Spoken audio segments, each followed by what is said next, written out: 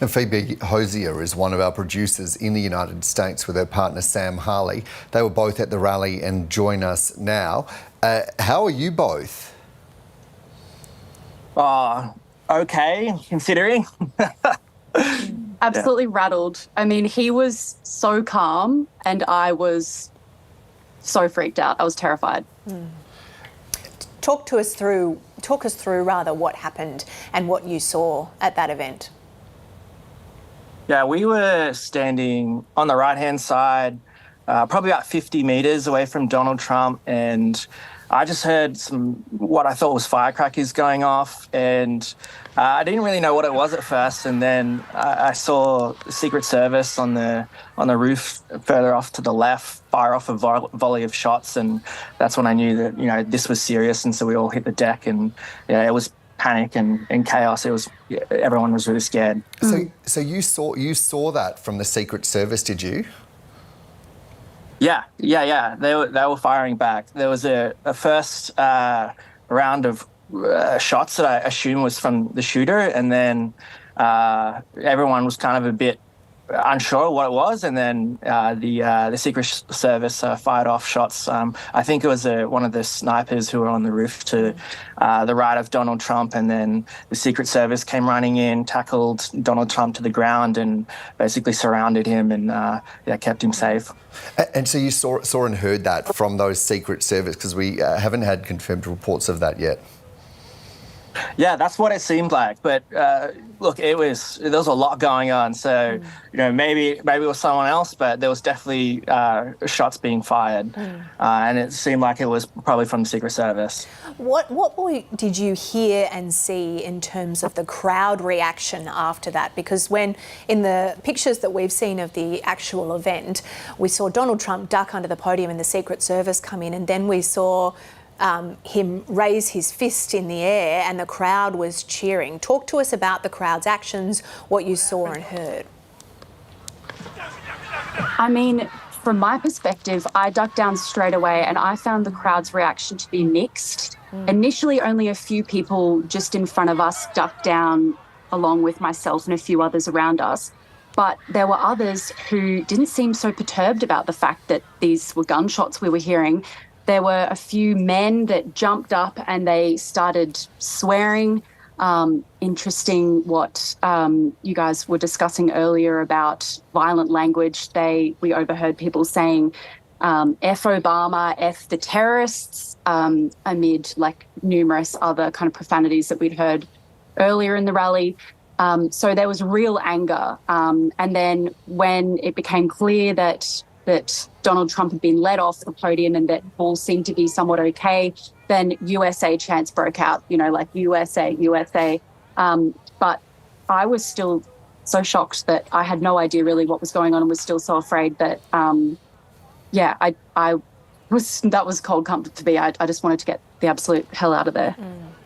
And in that moment, did the mood of the crowd change from, being very angry to then cheering?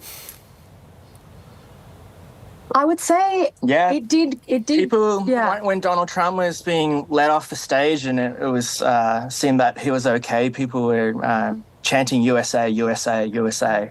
It felt very patriotic, yes. Yeah. Defiant. And then we were quickly let out of the showgrounds. We were hearing things all around. There was a woman to my left that said, of course, this would happen in Pennsylvania. There were some who were kind of walking out relatively calmly and others who were just in hysterics. I managed to speak with a man and his fiancée who were further to our right, closer to where a man had been shot and injured. He said that he saw a man shot in the stomach. His fiancée was basically mute. She was so disturbed by what she'd seen. It was pretty horrific. We're just, Phoebe, going to play some vision that I understand you shot, some stills rather that you took at this rally. So I think we can see here some snipers on top of a roof. And while we look at these stills, you were talking there about what happened directly after this incident, but what happened beforehand? What did you see in terms of the security in place and what sort of checks the crowd was having to go through? Yeah, beforehand, you had to line up, go through metal detectors, check your belongings. You couldn't really take much in at all. You couldn't have a bag. And then in terms of security, there was a heavy police force presence there. And then the shots that you saw that we took, there was four snipers on the roof behind either side of Donald Trump in the podium. And they were constantly surveying the area. It was quite a lot. So it was surprising that something like this happened because they were continually looking around for threats. Phoebe, can I just take you back to the people that you spoke to that were to your right, who said that they saw a man that was shot and injured. Is there anything more you can tell us about that?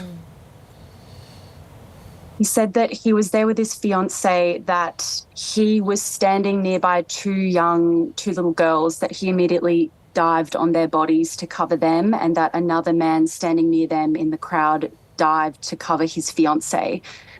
He said that he saw the man shot in the stomach, but that he didn't see blood. And then the paramedics were helping him out. He then said that they saw medics carry this man out. And and that's as much as I can remember. Did you see that man yourself? No, we didn't. No, they were a lot further towards Donald Trump than we were. Thankfully, we didn't see that. Yeah, but it feels sick to think of the people that have died. What were you told then in terms of evacuating? Was the crowd evacuated fairly quickly, and what happened? Surprisingly, there wasn't a lot of communication from law enforcement.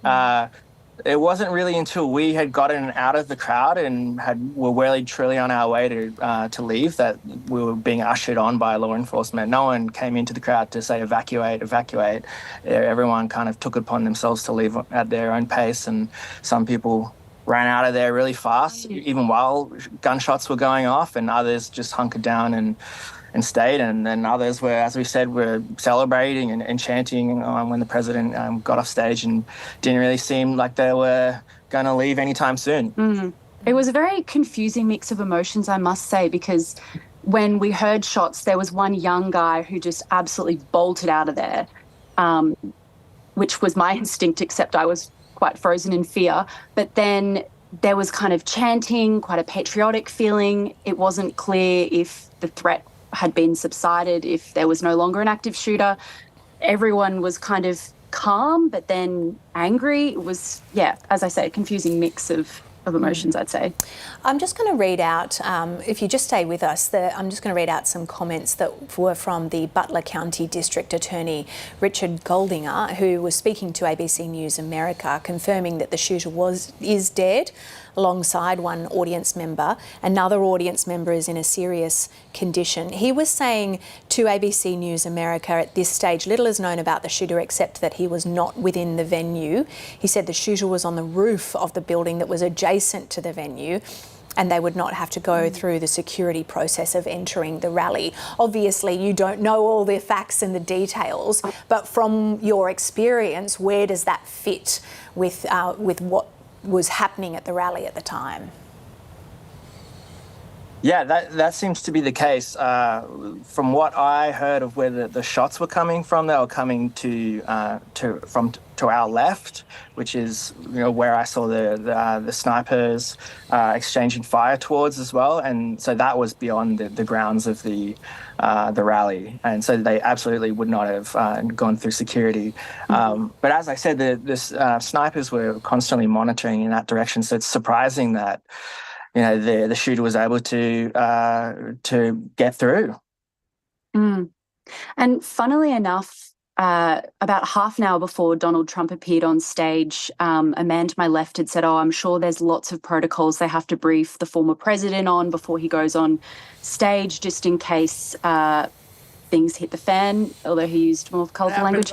And in my head, I thought to myself, that would be true. But I imagine with, the fact that he's a former president, he would have such, thorough security and the Secret Service being there. It didn't really cross my mind that this would ever happen, an event like this. So it does make sense that someone was not within the venue where we all were screened, that they were in fact outside on a roof, as you say. That makes sense to me.